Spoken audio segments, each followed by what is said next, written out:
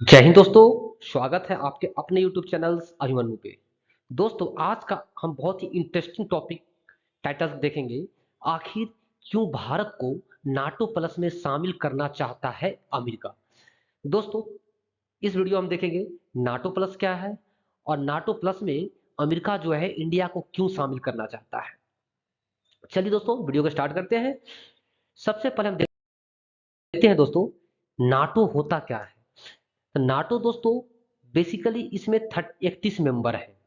दोस्तों जब द्वितीय विश्व युद्ध खत्म हुआ था तो जो विजेता देश थे, विजेता देश में कौन कौन थे? ब्रिटेन था, यूएसए था, यूएसएसआर था और फ्रांस था। ये चार जो देश है ये विजेता देश है। तो इनमें एक प्रतिस्पर्धा हो गया, कंपटीशन हो गया कि भाई द्वितीय विश्व युद्ध तो हम जीत लिए, लेकिन इस चारों में सबसे ज्यादा शक्तिशाली कौन है। अब दोनों में लड़ाई ज्यादा हो गया। तो जो ब्रिटेन था, आप ये देख रहे हैं, ब्रिटेन और फ्रांस दोनों चल दिए अमेरिका के पास, क्योंकि जब लड़ाई हुआ था द्वितीय विश्व युद्ध तो अमेरिका ने इन दोनों देशों को बहुत पैसा दिया था। तो जब पैसा दिया तो भाई तो पीछे पीछे घूमना पड़ेगा। तो एक तो हो गया यूएसए अमेरिका और दूसरा था यूएसएसआर यानी सोवियत रूस। दोनों में लड़ाई इस बात का चलता रहा कि भाई सबसे ज्यादा शक्तिशाली कौन, यूएसएसआर या यूएसए। और उसी समय कोल्ड वार का भी स्टार्ट हो गया था। आप देख सकते हैं ये है यूएसएसआर और ये है, सॉरी, ये है यूएसए और ये है यूएसएसआर। उस समय यूएसएसआर 15 कंट्री था, 15 कंट्री इकट्ठा था, जो 1991 में 15 देशों में विभक्त हो गया। आप देख रहे हैं दोस्तों कि ये है यूरोप, ये पूरा यूरोप है, जिसमें आधा यूरोप में यूएसएसआर फैला हुआ था और एशिया में तो इसका भाग है ही। तो जो पश्चिमी यूरोप है ये डरने लगा कि हो ना हो दोनों में तो लड़ाई चल ही रहा है, एक इधर से अमेरिका और इधर से यूएसएसआर, दोनों की लड़ाई में कहीं हम लोग ना पिस जाए, जो पश्चिमी यूरोप है। तो ये यूएसएसआर से बचने के लिए क्या करता है, एक अमेरिका के साथ ट्रीटी करता है। कैसा ट्रीटी है? आप ये देख रहे हैं, इस जो महासागर है इसका नाम है अटलांटिक ओशियन। अटलांटिक ओशियन में इसको बोला गया नॉर्थ अटलांटिक और इसको बोला गया साउथ अटलांटिक। तो जो नॉर्थ अटलांटिक है वही बनाता है NATO, North Atlantic Treaty Organisation. इसी को बोलते हैं, क्या बोलते हैं दोस्तों? नाटो। नाटो का मेन उद्देश्य क्या है दोस्तों? नाटो का मेन उद्देश्य था यूएसएसआर को काउंटर करना, यूएसएसआर को प्रसार को रोकना। क्योंकि यूएसएसआर और यूनाइटेड स्टेट्स में विचारधारा की लड़ाई चल रही थी। जो अमेरिका था वो पूंजीवाद था और जो सोवियत रूस था दोस्तों कम्युनिस्ट विचारधारा का था। दोनों में काफी प्रतिस्पर्धा चला है। और वर्तमान में, पहले यूएसएस नाटो में 30 सदस्य हुआ करते थे, लेकिन वर्तमान में 31 सदस्य है। जो लेटेस्ट बना है वो है फिनलैंड। फिनलैंड को आप मैप में देख सकते हैं, ये है रूस। रूस के बॉर्डर पे, पश्चिमी बॉर्डर पे एक फिनलैंड कंट्री है, जो कि 31वां देश बना है नाटो का।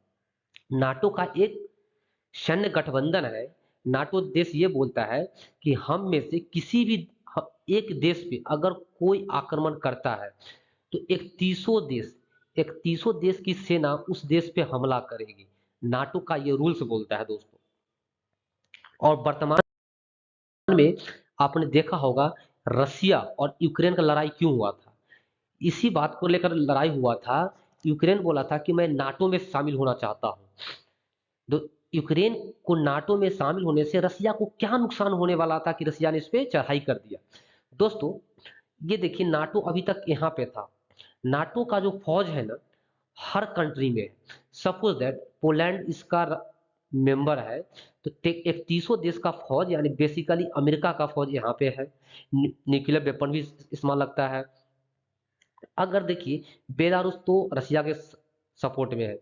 यूक्रेन क्या था कि अगर नाटो का मेंबर बन जाता तो जो नाटो है इसमें एंट्री कर जाता और ये यहाँ बिल्कुल रसिया के बॉर्डर पे नाटो फौज तैनात हो जाती है। ये चीज किसी को भी पसंद नहीं आएगा। अगर आपके घर के बगल में कोई दुश्मन को लाके बसा देगा तो आपको कितना दुख होगा। उतना ही दुख दोस्तों रसिया को हो रहा है था। क्योंकि अभी तक तो ऐसा था कि बफर जोन बन के रखा था बीच का, कि नाटो का फौज यहाँ पे है, बीच में कुछ कंट्री है, उसके बाद रसिया आता है, तो रसिया को कम डर था।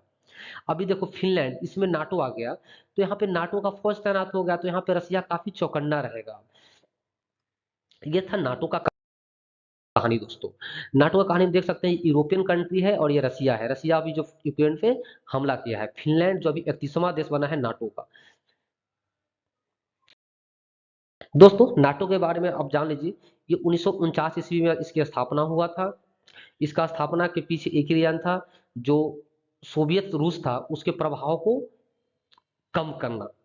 उस समय जब स्थापना हो तो 1949 ईस्वी में, उसमें इसका 12 देश था, अभी बढ़कर 31 हो गया। 31वां देश कौन बना है दोस्तों? तो फिनलैंड।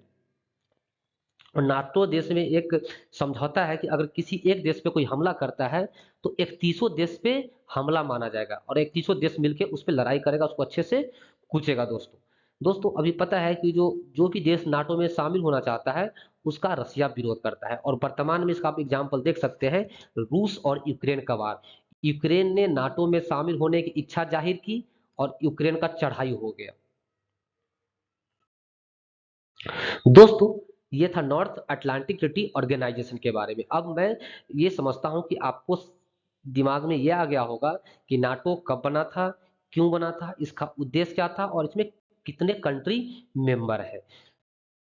दोस्तों अभी वर्तमान में क्या हुआ कि जो कि रसिया तो उतना, हाँ इसके पास हथियार है लेकिन इतना संपन्न नहीं है, इसके पास इतना बड़ा इकोनॉमी नहीं है, अंडर 5 में भी नहीं आता है।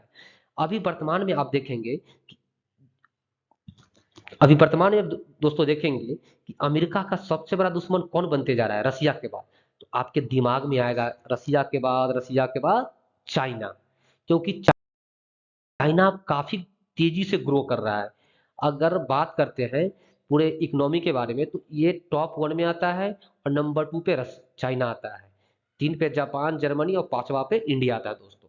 तो अब अमेरिका को जो डर है चाइना से डर है, तो इसने सोचा कि क्यों ना हम नाटो जैसा एक और संस्था बनाते हैं चाइना को काउंटर करने के लिए, जिसमें वर्तमान में 5 मेंबर हैं।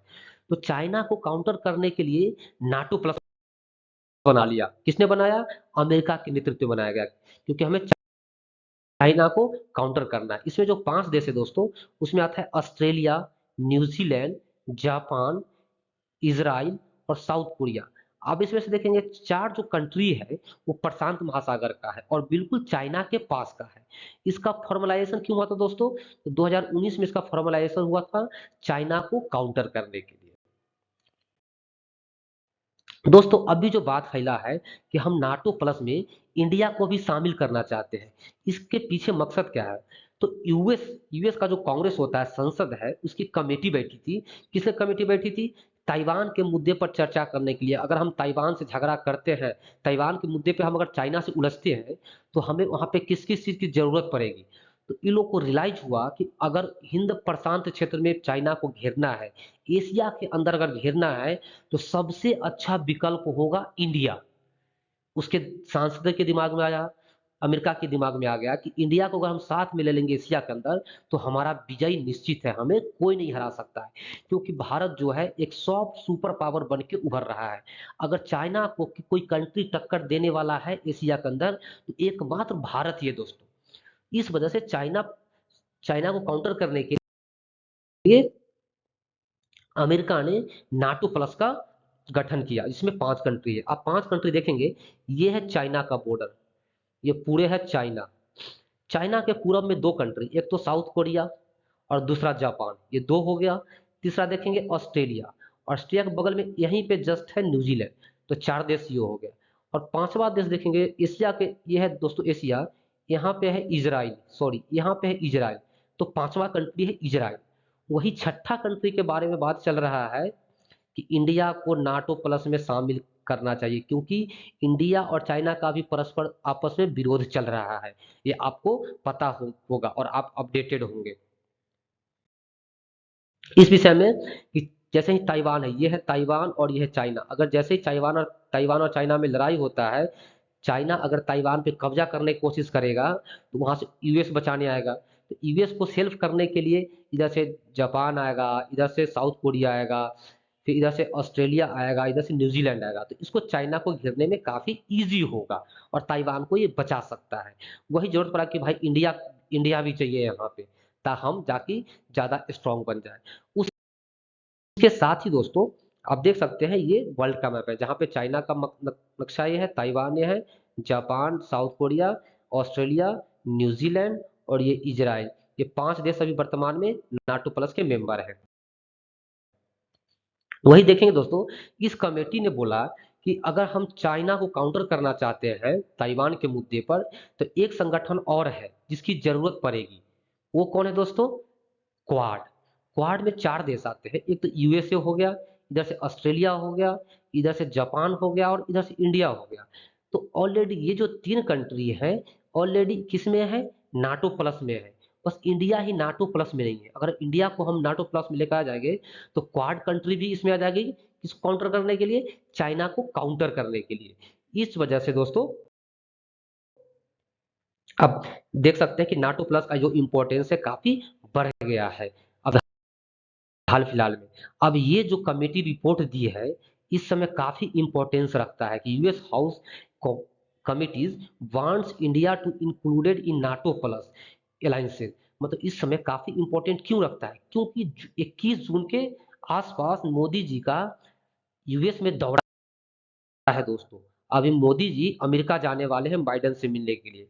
एक राजकीय ये अतिथि होंगे, स्पेशल गेस्ट होंगे वहां पे। तो ऐसा आशा किया जाता है कि इस क्षेत्र में काफी अच्छा काम करेंगे। हो सकता है कि इनको मेंबर देने में कोई परेशानी ना हो और ये मेंबर बन भी सकते हैं। दोस्तों आपके दिमाग में आना चाहिए कि नाटो प्लस मेंबर बनने से इंडिया को क्या फायदा होगा, इंडिया को लाभ क्या होने वाला है। तो सबसे पहले दोस्तों जो नाटो प्लस का मेंबर बनता है, जो नाटो प्लस का मेंबर बनता है उसको अमेरिका अपने डिफेंस टेक्नोलॉजी देता है। ऐसा नहीं कि ओनली खाली फाइटर जेट बेचेगा, मिसाइल बेचेगा, टैंक्स बेचेगा, ड्रोन बेचेगा, नहीं।